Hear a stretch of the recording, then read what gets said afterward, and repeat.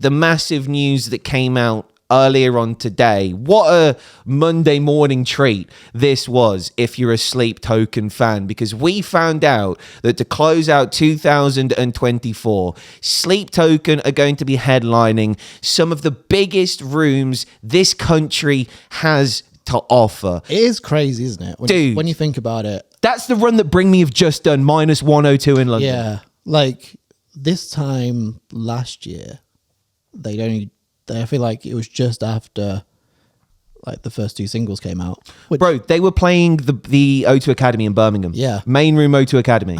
O2 that was that like 2,000, 3,000? 3 was standing. Sorry, 3 was seating. 3,000 tickets. And fast forward a year. Well, this is the end of the year. But I imagine it will sell out quite quick. Dude, They're like 20,000. I wish there were betting odds, because I want to know what the under-over is on how long this is going to take to sell out across the board. Genuinely. Like, it's ridiculous, man. It's absolutely ridiculous. Starting off at Glasgow Hydro, Manchester, Birmingham on a Thursday, London on a Friday night at the O2. Yeah. That's going to be fucking ridiculous. And then wrapping up at Cardiff's Utility Arena. Huge run. And I genuinely want to know how many sold out stickers are going to be slapped on that tour poster the day that goes on sale. They sold out Wembley in 10 minutes. Yeah. So that's impressive, right? But they sold out Radio City in New York in 10 minutes as well. Yeah. Like, and that's... They sold out Red Rocks. I mean, they've sold out the whole US tour. Yeah. Well, that's one thing we're going to talk about as well, is like the global domination of Sleep Token can't be disputed now. Like, it is unanimous. This band... It's got to deal with it. This band are taking over. Like, we're talking there about the US run that they've got coming up, and the only one that isn't sold out are the festival dates. The festival, and they've just added a new one. And there's a low ticket warning in Montreal as well. Yeah, but that's insane for a band from the United Kingdom to be doing those kinds of numbers in the United States this early on in their career as well is borderline unheard of. 3 albums in. It's been done before. No, but but selling out like this though. No, but the thing that's different with this is just how quick they went from, like you say, 3,000 cap, to 10 plus cap. Yeah, like within a year, like pretty much by the time the album came out last year, they were one of the biggest bands in the world. Oh, dude, without a doubt. Like, the way in which The Summoning went viral, because I forgot that Sleep Token tour we're talking about, where they played the O2 Academy in Birmingham, that was like January last year. Didn't they play? Was it Granite for the first time ever? It was The Summoning and Chokehold both got their live debut, because they opened with Chokehold. They opened with Chokehold and went straight into The Summoning, and that was the live debut. But I swear it was like, because they started the tour, so they've been playing The Summoning, and then they released Granite. Let's have and a look. then the first show they played after they released Granite was Birmingham, and that was the live debut. I know it's The Summoning. The Summoning live The debut. Summoning had its live debut. Yeah, pull up that set list. Let's have a look at that, because this will be an interesting juxtaposition, actually. Right, so this is the set list for Birmingham last year. So opening with Chokehold. And Granite live debut. Oh, so Granite got his live debut. Oh, well remembered. Let's go. I think I watched it on YouTube because I was like, because I think it just came out and then they played it like the next day. Yeah. Well, Aqua Regia getting its live debut as well. They got so they did the sort of 2 single releases, didn't they? Oh yeah, they did. So they did like Chokehold and Summoning. But that's mad though, when you look at that set list, and in a second we're going to pull up the Wembley set list as well, because I imagine that Wembley set list is what they're going to be touring around America, and it's probably going to be the US run as well. One sec, put us up there as well, because this is ridiculous. This set list is one of the best set lists I've ever seen. My only beef, I mean, there's a few beefs. Obviously, I thought they'd do the doubler with The Night Does Not Belong to God and Euclid. What? Imagine, what would they end it with? Because obviously, like, the end of Euclid has "The Night Does Not Belong to God." Yeah. But they do it like back to back. What I would do in that situation, one second, let me pull up the track listing for Take Me Back to Eden, because this is how I'd work it. So, yeah, perfect. Right, so Take Me Back to Eden's in the set list. Right, so Take Me Back to Eden, 16, Euclid, 17, and then it just repeats the do. That, the band go off stage, they come back on, and then they encore The Night Doesn't Belong to God. So if you're watching Vessel. Big V. I know you're a fan of the show. Yeah. Yeah, make that happen. Yeah, imagine that as a run. At the O2. But let's just go through this Wembley set list for a second, because neither of us were there that night, but as massive Sleep Token nerds, opening with Chokehold, again, small thing I would have liked to have seen Chokehold just go straight into the summoning, just because like that 1-2 sucker punch to open up Take Me Back to Eden is so damn good. See, I've always... Do you know what? I would have let Dark Signs, they haven't played in a while, have they? No, they... Did they play? I want to say they... I didn't see them. I've only seen them on the festival run, but they only did like 40 minutes. Yeah, I want to say they did at one of the festivals in America that I saw them at. Blue Ridge, they had a longer set, so I want to say that it was mainly Blue Ridge. But yeah, Dark Signs is a fucking rager of a tune. I'll tell you what always surprised me in Sleep Token sets. No matter how short their sets are, they always play like that. Yeah, that's a curveball for me. Yeah. Because I wouldn't put it in like...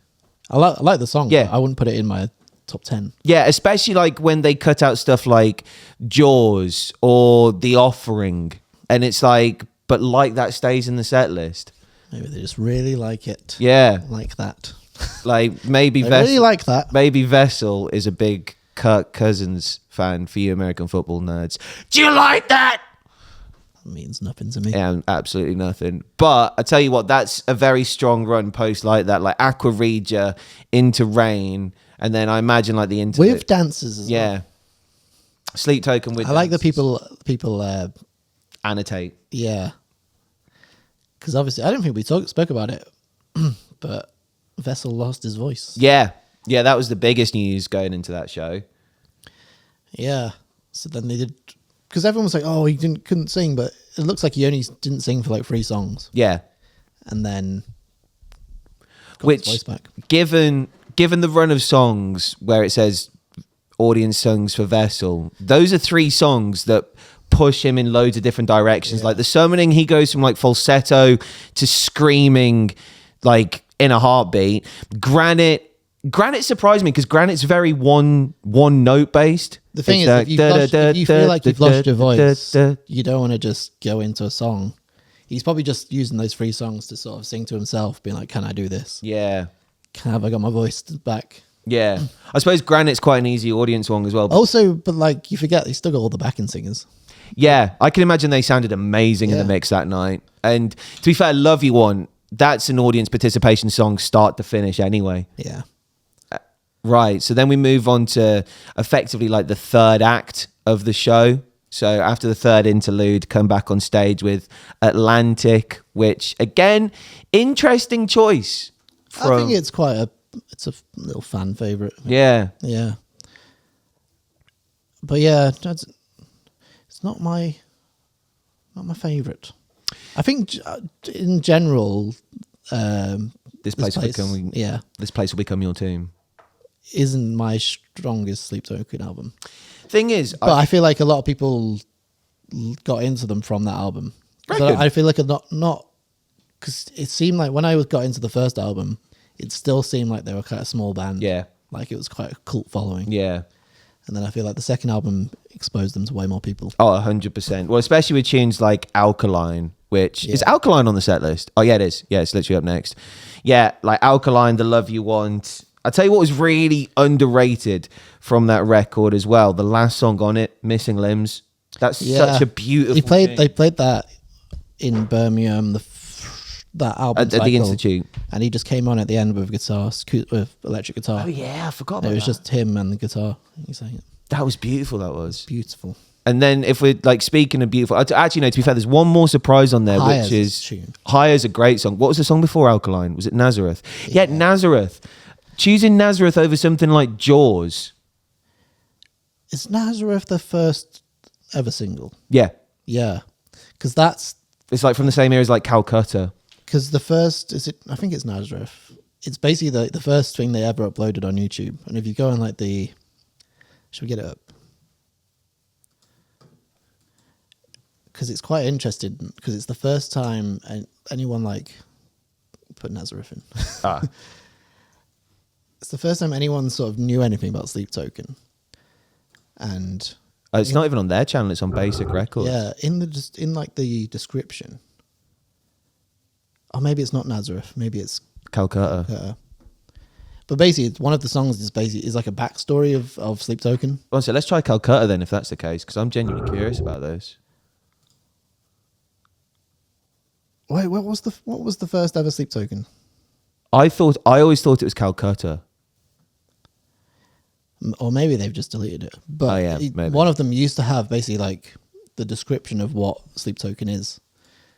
And like the description of what sleep is. So that was like the birth of it. Like Vessel's origin story. Yeah. But that's like the only thing that's been like publicized by the band, I guess. Damn. It's quite cool. That's awesome. Because, I was surprised by Nazareth over... I thought they'd have gone for Calcutta over Nazareth, but then again, I thought they'd have gone for Jaws over both of them. Show me those pretty white They haven't played Jaws in ages, either. They played it last year because the drummer posted a video of him playing did they? live. But for me, as soon as Nazareth finishes, that's where this set gets fucking ridiculous, because it goes into Alkaline, which for me is one of my favourite Sleep Token songs of all time. Like that intro just before Let's Talk About Chemistry.